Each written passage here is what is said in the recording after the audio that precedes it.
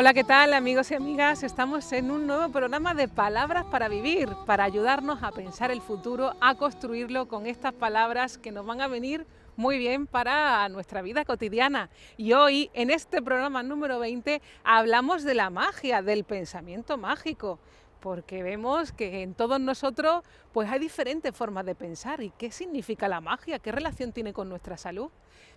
Y para la sección de amor y familia vamos a hablar de un taller de padres, porque sabemos que ser padres no es algo de magia, sino que es algo que se construye. Y vamos a pensar en esta ocasión esta cuestión que hay con los hijos, esa desobediencia, esa agresividad, esa rebeldía. ¿Qué pasa con nuestros hijos? ¿Cómo podemos ayudarles a través de castigos, de premios? Vamos a ver un poco este aspecto de la educación. Muy bien, os espero. Quedaros con nosotros, que estamos con nuestras palabras para vivir. Pum, pum, pum, pum, pum, pum, pum, pum, pum, pum, pum, pum, pum, pum, pum. Hola, ¿qué tal, amigos y amigas? Estamos en la sección de Palabras para Vivir en Salud y hoy, para hablar de salud, también tenemos a Clemón Lunís. ¿Qué tal, Clemón? Muy buenas, Laura. Muchas gracias por esa invitación permanente. Sí, Bueno, ese es permanente ya veremos. un diálogo habitual, ¿no?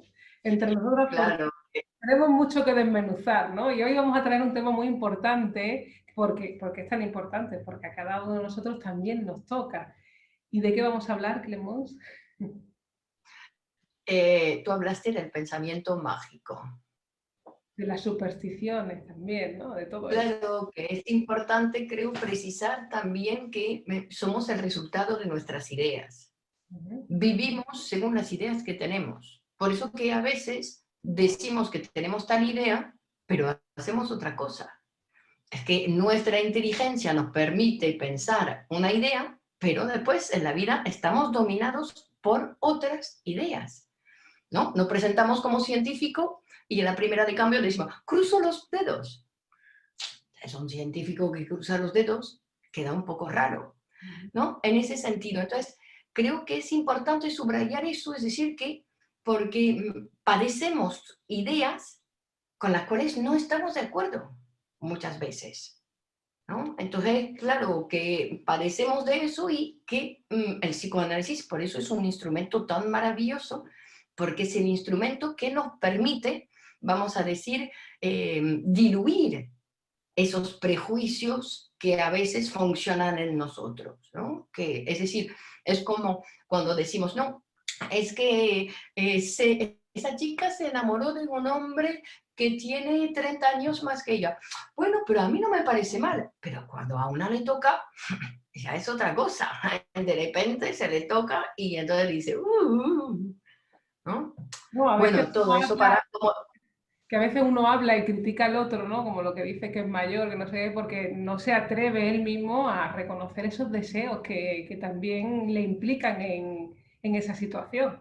Además, en eso que dices también de los pensamientos, también me parece curioso que padecemos de eso, ¿no? Aparte de ni siquiera saberlo, es que uno lo padece. Como por ejemplo cuando se habla del mal de ojo, que a veces en determinados sectores o uno mismo en un momento determinado quiere buscar una explicación a algo que le pasa y cae en la brujería, cae en ese mundo mágico que te dan una explicación rápida que nada tiene que ver conmigo, porque claro, te dicen que te han echado un mal de ojo y por eso es la explicación de por qué te va tan mal, por qué empiezas una cosa y parece que tienes un malfario, porque es que todo te sale mal.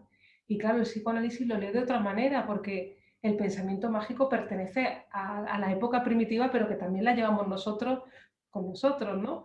Pero que si hablamos de esa cuestión del mal de ojo es para eliminar de alguna manera ese afecto que hay en mí, que yo no quiero saber nada, que es la envidia.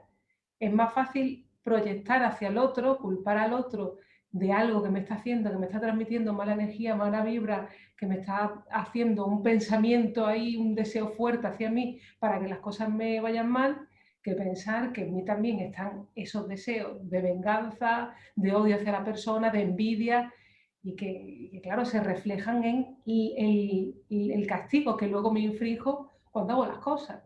Porque si algo me va mal, otra cosa me va mal, tendrá que ver con algo mío. Y en psicoanálisis sabemos que muchas de las acciones que hacemos están comandadas por el sentimiento de culpa. Entonces, si uno en cada realidad se va topando, va estropeando las cosas, pues claro, ahí podemos decir que estamos comandados por un sentimiento de culpa que va buscando castigo en el exterior. Entonces, no es mal de ojo, es que hay que revisar en uno, que eso se hace en un espacio con un psicoanalista porque te ayuda a interpretar todas esas situaciones que estás generando en tu vida, toda esa realidad que estás hablando realmente de un sentimiento que hay en ti reprimido y que no lo puedes tolerar y que recurre al mundo de la magia como los primitivos hacían para interpretar cualquier realidad externa, porque a veces cuando pasaba algo en la naturaleza, ¿no? Creían que bailando, haciendo una danza, iban a transformar todo eso, daban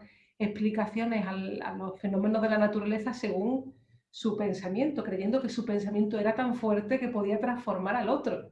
Y eso es lo que creemos muchas veces, ¿no? Que porque pase un gato negro, porque me vayan mal las cosas, es algo que tiene que ver por fuera de mí.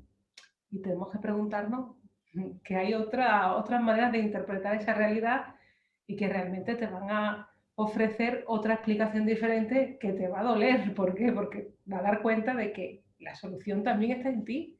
El principal sujeto de tu vida eres tú. Si echamos balones fuera a los acontecimientos de alrededor, al final no eres dueño de tu vida, al final No, padeces. pero también decimos, Laura, que esto es como el inicio, el primer trabajo que se va a ir haciendo también en psicoanálisis, que uno pueda hacerse cargo que la vida que está haciendo tiene que ver con él. Pero yo pensaba también, porque tú hablas del mal de ojo, ¿no? De esas, de casi de brujerías, que es una manera de pensar, y es verdad que todavía, ¿no? Decimos, esta es una bruja, es decir, que sigue presente esos pensamientos del principio, de la Edad Media, ¿no? Cuando, de anteriores incluso a la Edad Media, pero que esos pensamientos siguen viviendo en cada uno de nosotros, que no hemos abandonado esos pensamientos que han construido la historia de la humanidad. Pero lo vemos en esas personas que justamente no llegan ni a ir a ver a un vidente o que no tienen esa manera de pensar el gato negro ni ese tipo de supersticiones, sino que lo podemos ver en otras cosas como más, por ejemplo, por la falta de trabajo, ¿no? Creo que hay una cosa que también nos toca a veces, esa ilusión de que decir, es que lo deseo tanto, es que lo quiero tanto que sé que me va a pasar, pero me olvido de hacer los pasos necesarios para conseguirlo. Porque claro, ese sentir de ese deseo, o porque yo me siento un poco un elegido, porque he conseguido ya cosas en mi vida, entonces me parece que eso también me va a caer, eso también lo voy a conseguir, y eso forcluyo, digamos, paso el trabajo necesario para conseguir las cosas, ¿no? Incluso yo diría, cuando uno empieza a aprender algo y está al principio, ¿no? Podemos aprender un idioma nuevo, aprender a cantar, aprender a, hacer uno, a tocar el piano, a jugar al tenis, y enseguida se ve torpe, enseguida. A mí me parece que también tiene que ver con ese pensamiento mágico, en el sentido como que ya he tomado 2 clases y todavía no sé hacerlo. Y uno se siente torpe porque después de 2 clases no lo sabe hacer. A mí me parece que eso también tiene que ver con ese, ¿no? Porque es decir, que ya me tiene que caer del cielo, o decir, yo soy torpe, he tomado 2 clases y todavía lo hago mal, ¿no? O a mí me cuesta, es que a mí me cuesta, ¿no? Hay muchos que lo dicen en su aprendizaje, es que a mí me cuesta aprender eso porque no es un, claro, que Ese concepto de trabajo, o como los primitivos creían, ¿no? Que uno nace con una cualidad para las cosas cuando sabemos que no, que uno bueno, nace. ellos pensaban que la mujer quedaba embarazada porque pasaba debajo del árbol. Entonces, Eso imagínense. todavía existe, todavía hay gente que se va a la fuente a tirar una moneda diciendo ojalá me quede embarazada y me venga. Es que eso existe hoy en día, no es un pensamiento que hemos dejado apartado, es que en cada uno de nosotros también si nos revisamos un poco, hay tendencias a caer en ese lugar, ¿no? A tratar de hacer una interpretación o un deseo o ponerlo en esas supersticiones o en esa magia. Además, la magia, por ejemplo, de la Navidad, ¿no? O la magia de no sé qué, ¿no? Que hay épocas que es como que uno quiere transmitir que esos deseos se van a hacer realidad, y es lo que tú dices, sin mediar ningún trabajo. Entonces caemos en ese engaño a nosotros mismos, porque en realidad es un pensamiento anterior que incluso la proyectaba cosas que nosotros mismos no podemos tolerar de nosotros mismos, lo proyectaba, por ejemplo, a los espíritus o a las cosas que aparecen fuera en el exterior, ¿no? Pasaba algo, eso es un mal espíritu que ha venido y me ha hecho no sé qué, ¿no? Pero también hablaba de esas proyecciones de uno mismo, es decir, ese odio, esos celos, esa envidia, esa hostilidad que hay en uno que lo proyectaba en las otras personas o en algo mágico que viene a mí a hacerme un demonio que viene a hacerme algo malo, ¿no? Porque en realidad son mis propios demonios los que yo pongo en juego en el exterior y en mí mismo no me los puedo ver y no los acepto en mí, ¿no? Interesante. Esas ideas que nos poseen de alguna manera, porque estamos poseídos por esas ideas. Y si no hacemos un trabajo, porque tenemos que saber, el ser humano, del mismo modo que cuando uno se levanta, todo el trabajo que tiene que hacer, primero salir de la cama, ir al cuarto de baño, lavarse, peinarse, prepararse, comer. Para poder comer tiene que haber habido compras anteriores. Para poder hacer compras tiene que haber otro trabajo anterior para tener dinero para hacer las compras. Es decir, el ser humano, aunque no quiera, es una cantidad de trabajo impresionante para que pueda estar en funcionamiento. Entonces, para cualquier cosa de su vida, el ser humano tiene que trabajar, que además nadie lo va a poder, ¿no? Cuando éramos bebés lo hacían para nosotros, pero ahora ya no. Entonces tenemos que encargarnos absolutamente de todo y también de nuestras ideas, ya que son las que dirigen nuestra manera de vivir. Eso es muy importante, que no podemos saltar ese paso y creer que las ideas que tenemos son las ideas que decimos tener. No, las ideas que tenemos es cómo vivimos. Y que En nuestra manera de vivir vemos las ideas que tenemos, en nuestra manera, no en lo que digo. ¿No? Por eso, por ejemplo, hablando de la ideología, ¿no? Hay gente que se dice de izquierda y funciona como una persona de derecha. Incluso al revés, hay gente que dice que solamente vota a la derecha y tiene un pensamiento que tiene más que ver con actitudes, vamos a decir, que tiene más que ver con una actitud de una persona de izquierdas, por ejemplo, ¿no? Entonces, que no, que hay que pensar que se ve en los actos, se ve en los actos. Y el psicoanálisis para eso es maravilloso, porque claro, uno piensa que tiene una idea y el psicoanálisis dice, es un prejuicio. Entonces, claro, tiene una pequeña molestia que viene a decir que yo pensaba que era mi idea y no, no es una idea mía, sino que es un prejuicio. Pensaba que... claro, ¿no?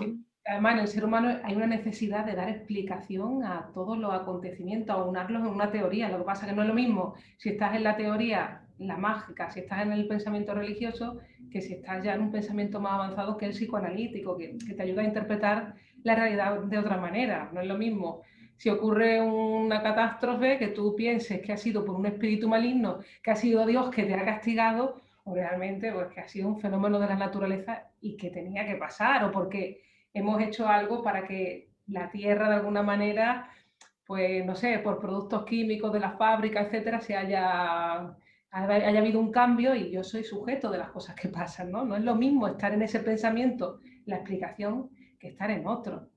Aparte que también en los pensamientos mágicos también hay como una especie de inteligencia, ¿no? En el sentido de que aunque lo haga culpando al exterior, pero también tenemos que ponernos el ombligo en nosotros. Es decir, a veces los presagios de que se hablaban, que si una banda de pájaros pasa es porque algo va a pasar mal, o si meto el pie en la alcantarilla es porque ya esto no me va a salir bien.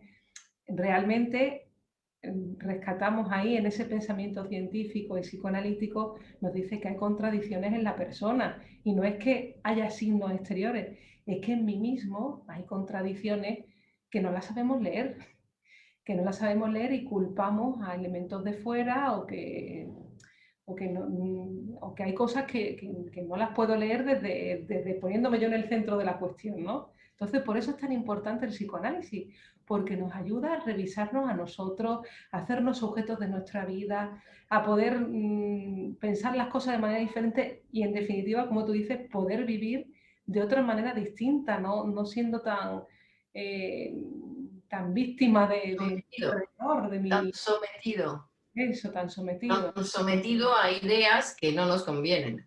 Claro, claro que sí. Bueno, muy bien, Clemons, pues entonces lo dejamos para la semana próxima. Ya nos sorprende. Seguimos trabajando, Muy bien, seguimos. seguimos trabajando. Muy Muy bien. bien. Pues hasta la siguiente. Pum pum pum pum pum pum pum pum pum pum pum pum pum pum pum.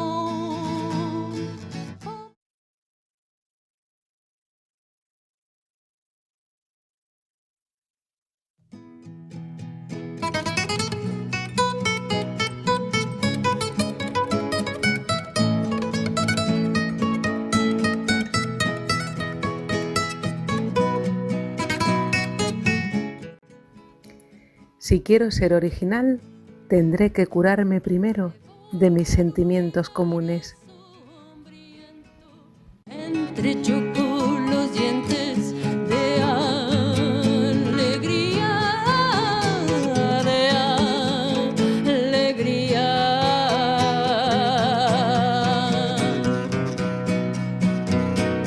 Devoro el universo hambriento, entrechocó los dientes de alegría, de pom pom pom pom pom pom pom pom pom pom pom.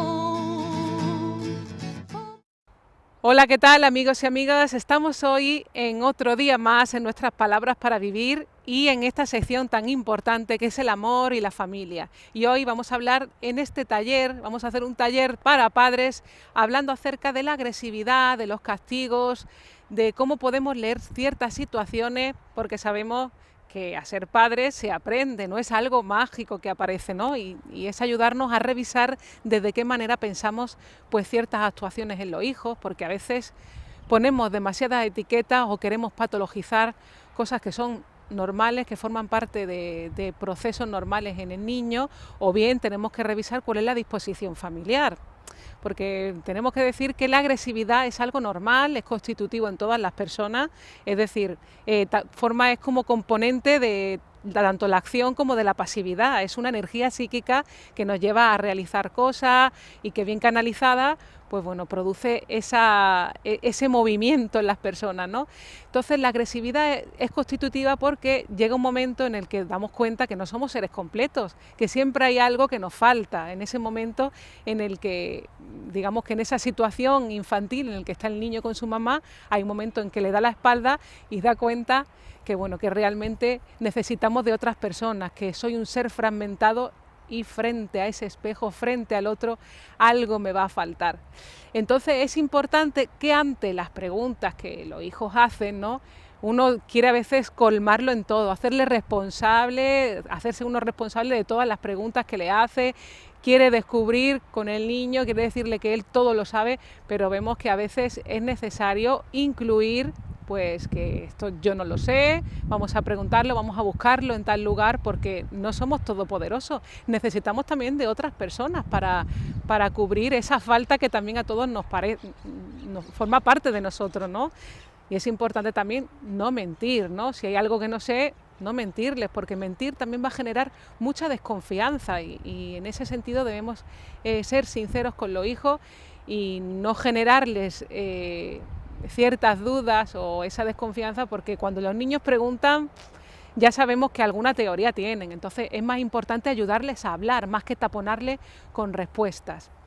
Otra cuestión importante también en el tema de la agresividad que se puede generar en los hijos y es también esa cuestión de las etiquetas, que a veces se tildan a los hijos que son hiperactivos, que son nerviosos, etcétera, y tenemos que dejar a un lado esas etiquetas porque hay que hacer un estudio de qué está ocurriendo en esa familia.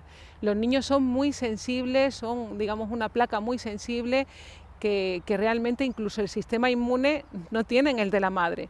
Pero es que también en ciertas reacciones, en cómo gestiona esa realidad, no tienen herramientas, son material muy sensible, no tienen aún en ellos ese desarrollo, ¿no?, psíquico, y claro, y vemos que la infancia no es una época del paraíso, ¿no?, sino que ahí acontecen pues una serie de acontecimientos que en el niño van a ser pues para él un impacto, ¿no? Es como que van creciendo, se van desarrollando los celos a los hermanitos, el cambio de la familia al colegio, también a veces esas disposiciones familiares que a veces se sobreestimulan a los niños demasiado y no tienen herramientas para gestionar todo eso, y lo hacen a través de esa rebeldía, a través de esos llantos, de esos gritos, porque en realidad no tienen palabras. Hay que ayudarlos a simbolizar, a poner en palabras todas las cuestiones que le están pasando, porque cuando un niño tiene un berrinche es porque no puede utilizar las palabras para saber lo que le pasa. Y entonces es más importante ayudarles a poder hablar y sobre todo estar calmados, ¿no? Aunque a veces son situaciones difíciles, pero también habla de nuestra salud mental, de nuestra disposición en nuestras relaciones familiares, ¿no? Y claro, si nosotros no estamos bien, si padecemos de angustia, de ansiedad, tenemos intolerancia ante el crecimiento, ¿no?, que a veces es normal también que el niño esté un poco más nervioso, ¿no?, porque necesita también pues poner su energía psíquica en diferentes lugares, necesita hacer cosas, ¿no? Y a veces los padres somos muy intransigentes con esa cuestión y tenemos que dar cuenta que son niños, ayudarles a hablar, ¿no? Porque a veces también se manda lo que es el rincón de pensar, se le indica de reflexionar, pero a mí me parece que más que hacer una cosa en concreto, tenemos que escucharles, porque estamos en una sociedad también en la que somos muy racionalistas, lo llevamos más al polo de la reflexión, de la autodeterminación, de la independencia, y tenemos que tener en cuenta que hay que hacer una lectura de esa realidad, porque supongamos que ha venido un hermanito a la familia y el niño pues en una trastada le ha cogido la ropita del bebé y la ha escondido. Pues claro, ahí no es cuestión de que le llevemos al rincón de pensar y a que reflexione que ha sido malo. No, es que esa cuestión está hablando de una relación de celos que hay ahí. Entonces hay que ayudarlo a verbalizar, a ver qué le pasa, ¿no? Que no es que reflexione, al contrario, hay que ayudarlo a verbalizar, a poner fuera de sí todos esos sentimientos que le desbordan y que no sabe manejarse. Entonces una ayuda en ese proceso de las palabras, porque educar no tiene que ver tampoco con insistirle en lo que uno tiene que hacer, sino que a veces entra en contradicción, ahí aparece también cierta agresividad, porque si yo le estoy diciendo al niño que no haga esto y yo lo estoy haciendo por detrás, pues claro, el niño aprende por imitación y podemos estar generando esa agresividad y esa frustración. Que por otro lado también decir que es necesario que haya cierta frustración en los niños, porque claro, cuando uno llega al mundo hay cosas que no voy a poder hacer y necesitamos ayudarles a que hay que aprender a perder también para poder ganar, y a veces en los juegos se ve, ¿no? Los niños se enfadan porque no ganan, los niños se enfadan porque le dices que no, pero es totalmente necesario, no debemos colmarlo en todo. Y a veces esa agresividad también habla de esa necesidad de límites, y es muy importante también ponerle ciertos límites al niño en su desarrollo, ¿no? Porque si no le ponemos límite, de alguna manera lo va a demandar y lo puede demandar en forma de agresividad. O también esa rebeldía puede corresponder a alguna etapa de su desarrollo en la que es necesario también separarse de esa función mamá, y ahí a través de esa rebeldía es como en lugar de originar un trastorno, por así decirlo, pues aparece esa rebeldía, ¿no? Y en este taller de padres es importante que sepamos que no hay pautas generales para todo el mundo, ¿no? Sino que es necesario que escuchemos, ¿no?, qué está pasando en esa situación, porque ya digo que la mayoría de las veces acontece que también es una situación familiar, y no es para que culpemos a nadie, sino que veamos qué implicación hay en nosotros, cómo le transmitimos a ese niño nuestra situación familiar, si a veces hablamos más de la cuenta, si le sobreestimulamos, si nosotros estamos mal, estamos transmitiendo inconscientemente esa angustia. A veces el niño nervioso es porque nosotros estamos nerviosos, entonces es necesario cuidarnos, estar en la posición más adecuada, y eso implica pues tomar una dimensión diferente, porque a veces caemos en lo que nos enseñaron a nosotros o queremos imponer nuestra voluntad porque lo digo yo, y vemos que los hijos son diferentes, y en esa diferencia tenemos que atender lo diferente que son también unos hermanos u otros. No podemos aplicar la misma norma a todos porque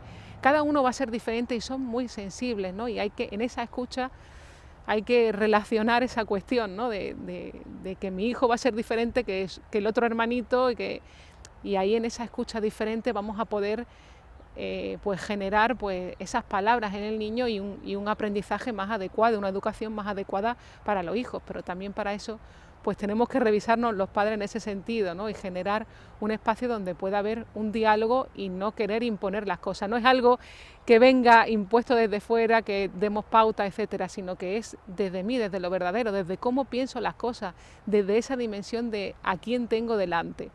Entonces, para ayudaros a esta cuestión de la agresividad, es necesario que nos revisemos a nosotros y que veamos cuál es la disposición familiar y que sobre todo produzcamos esa ayuda a que simbolicen, a que pongan en palabras y esa escucha individual a cada niño. Así que nos vemos la próxima. Pum pum pum pum pum pum pum pum pum pum pum pum pum pum pum.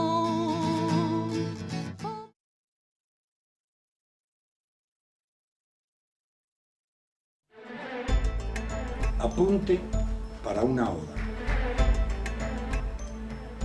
Desnuda soledad, sin gesto ni palabra, transparente en el huerto y untosa por el monte, soledad, silenciosa sin olor ni veleta que pesa en los remansos, siempre dormida y sola.